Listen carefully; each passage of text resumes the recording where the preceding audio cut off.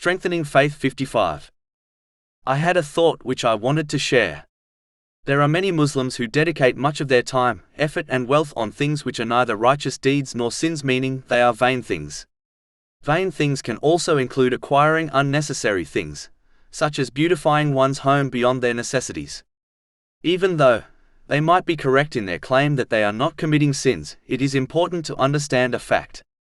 Namely, time is a precious gift from Allah, the Exalted, which cannot be gained once it departs.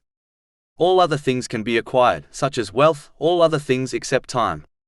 So when one dedicates their time as well as other blessings such as wealth to unnecessary and extra things, meaning vain things, it will only lead to a great regret on Judgment Day.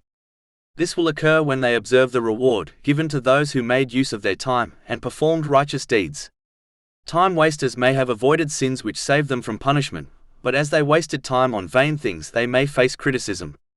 And they will surely lose out on the reward they could have gained if they utilize their time and other blessings correctly. In addition, it is important to understand that the more one indulges in vain things, the closer they are to falling into extravagance and waste, both of which are blameworthy.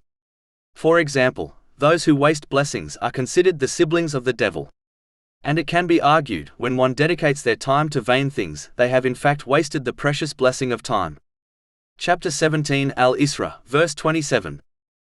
Indeed, the wasteful are brothers of the devils.